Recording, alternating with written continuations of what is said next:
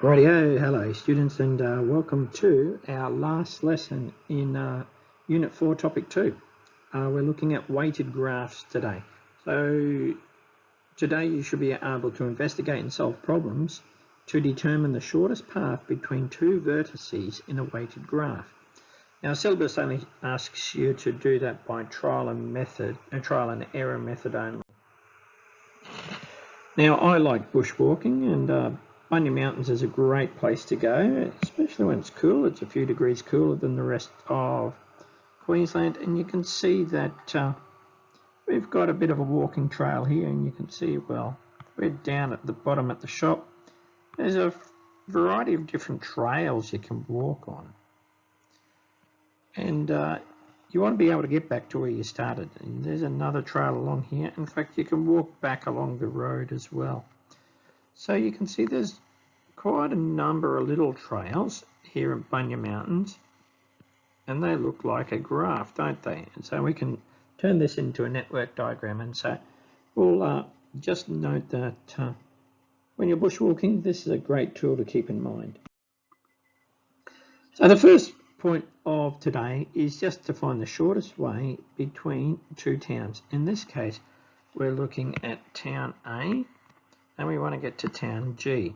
So we've turned the map into a network diagram, and what we've done here, we've got arrows on here, so it's a directed graph, and you can see that we've also got values. So this makes it a weighted graph. So we want to consider what is the shortest way from Airlie to Gillespie. So what we need to do is just to list all the different ways. So the first one we've got here is A to B. Now when you're doing this, I would suggest to use a highlighter. And if you have this in the exam, you can do this, and generally you might want to pencil it in and then highlight your answer. So let's go A to B to D, to E, and to G. So that's one way. And what we need to do is add them up. So 60 plus 46 plus 41 plus 54. So that's 201 Ks. So that's the first way you can do it. So you list off each, what do we call them? They're the vertices, and the dash represent the edge between the vertices. And the edge has a different weight. So the weight of the edge from A to B is 60. Now we can do that for each of the others. So A to B to D, we could go F, G, or we could go down this way, or we could go this way. So there's many different ways we can go here. We've got a few different options. So what you're going to need to do is create a list. And this is the trial and method way of doing this. So we say the shortest path from Airlie to Gillespie. In this case, we've got a sentence asking the question, so we better answer in a question. So it's A to C, to F to G. And so in your answer, in the test paper, for example, you can just highlight that, and then you can also answer in a sentence, especially if you're asked in a sentence. Now if we have a look at this one, we can also use something called the shortest path algorithm. But it's not required by a syllabus, but it's a good way to knock it out. So let's go from A to B. So we'll look at the steps for the shortest path algorithm. This is sometimes called the nearest neighbour algorithm. So all the nodes, one step away from A, write the shortest distance. So what we're going to do is just go, oh well, I'll use a pen rather than a highlighter. Well, this one's 23, this one's 24, this one's 34. Now they're not going to change, so I'm going to write them actually inside. That just helps me.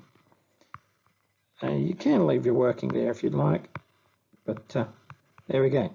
Now what's the best way to get to this node? So I've got 23 plus 30. Well, I'm just going to write that 55 along that edge. 24 and 18, what's that? 34. And then, what was it? 34 and 8 make 42. And then we got 34 and 27. Well, that's huge, so I'm not even going to bother with that. So 42 is going to be the shortest way to get from that node. I might put a 0 in there as well. Okay, Now let's look at this node. What's the quickest way to get to here? We can go 46. Oh, we also got a 24 and 16. So 24 and 16, or 24, 30, 40. So 40 looks like the shortest way to get to that vertice or node. And then, well, we can start to finish off. So if I go through this path to get to B, that's 74. Now if I go through the middle, 42 and 45, well, that's 87. So it looks like that's winning. Let's have a look down here. 34 and 20.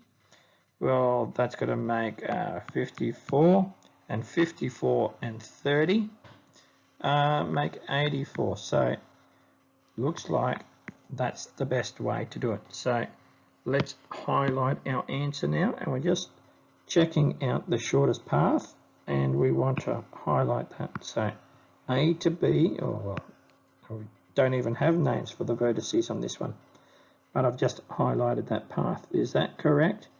23 is, oh no, I made a mistake. So where did I go? This way up here. That's better.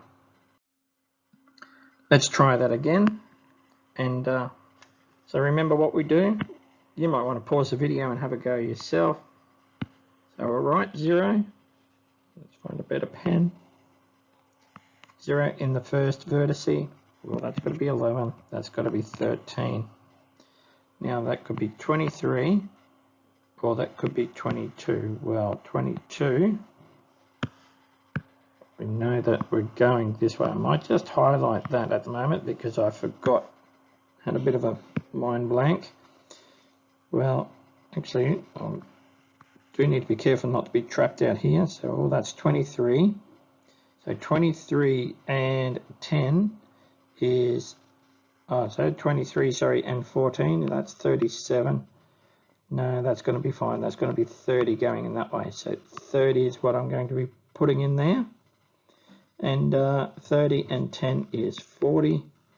And 23 and 15, going along the bottom, well, what's that? 33, 38. So 38 is better. Oops, I shouldn't have put that one in there. So let's go along here. And that's our shortest path, using the shortest path algorithm on a weighted graph. Now, a shortest Hamiltonian cycle is just a classic travelling salesman problem. So it says, given a list of cities and the distances between each pair of cities, what is the shortest possible route that visits each city and returns to that city? And that's the origin city, sorry. So let's just say we'll start at A and finish at A. And we've got to make a bunch of different paths. So let's look at the first path. We've gone from A to B to C. Now I could go the longer one, but I don't because I'm looking for the shorter one. So A to B to C, then to F, then to E, and then to D, and then to A. So I've put them there, and you can see that I've added them up, and that's a total of 20. And then let's have a look at another option. So this time we'll go from A to B to E. So A to B to E, to F, to C, to D, and back to A. Now if I had to add all of those up, that's actually a bit quicker. That's 19. Let's look at another option. So we've got from A to E now, and then to F, and then back to B. Oops. No, I'm going this way first, and then like that. So that's going to be 24, and the other way around is if I go from A to F to B to C and rub that one out, and I think that's also 24. So the shortest path from A back to A, so that's actually a shorter cycle. That's A to B to E to F to C to D to back to A, and that's going to be 19, whatever it is. So let's do this again. And so let's try and map out all our different paths. So we're going to start at A, and let's go, well, that looks nice and close. And then let's go to A to G to F. So up to F. Looks like it's shorter to go from G to F, so I'm just going to the shortest one at the moment. And then let's go to B. So we'll go down here to C. Now we'll go back to D to E and back to A. So what we need to do is just to say, well, 4 plus 3. I should actually list off all these things first, so let's do that. A, G, F, B, C, D, E, and then an A, and we'll just add them up. So we're going 4 plus 3 is 7, plus 8 is 15, plus 12 is 27, plus 9 is what, 36, plus another 6 is 42, plus another 11 is 53. So that's our first option. So let's do another path now. So let's say instead of going from A to G, let's change that up and we'll go from A to B. Now once we go from A to B, let's go to C and probably down to F.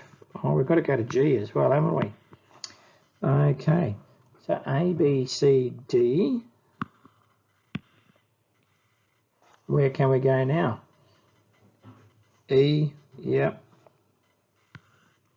And then we'll have to go cut in and then go to G and back to A. So we just need to add all of them up again. So let's do it. So what do we got?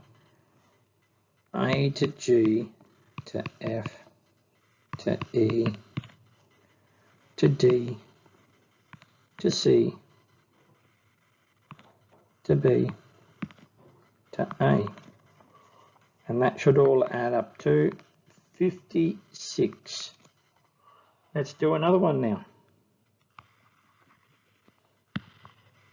So let's go AG, and then we'll go to B, and then we'll go to F, and then we'll go to C, and then we'll go to D, and then we'll go to E, and then we'll go to A.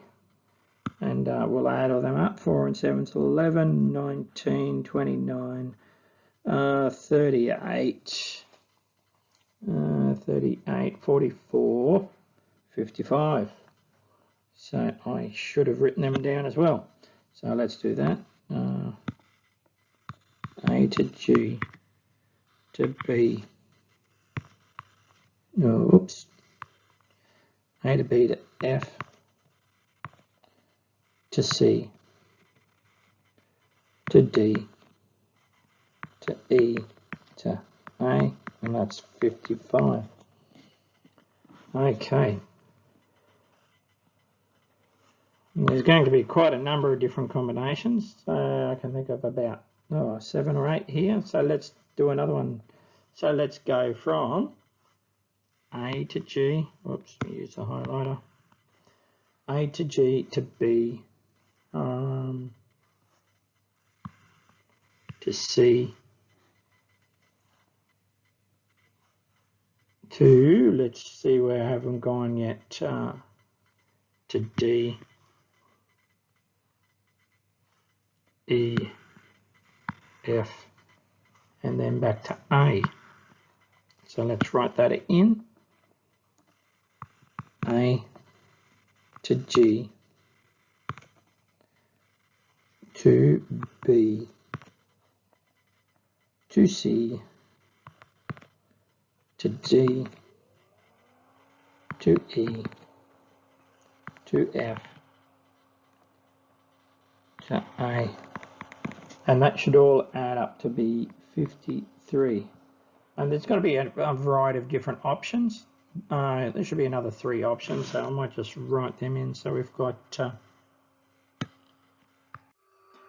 So you can see that I've just completed the other, oh, and I've lost the one up the top, but you can see I've just completed the shortest path here. So the shortest path is actually from A to G to B to C to D to E, and then to F, and then to A at 53. So we've done a couple of different things today. We've done shortest path and shortest Hamiltonian cycle. You can also apply that to bushwalking, but in the interest of making the video a bit shorter, I've just skipped through that. So once you're done with that, please work on the mastery questions.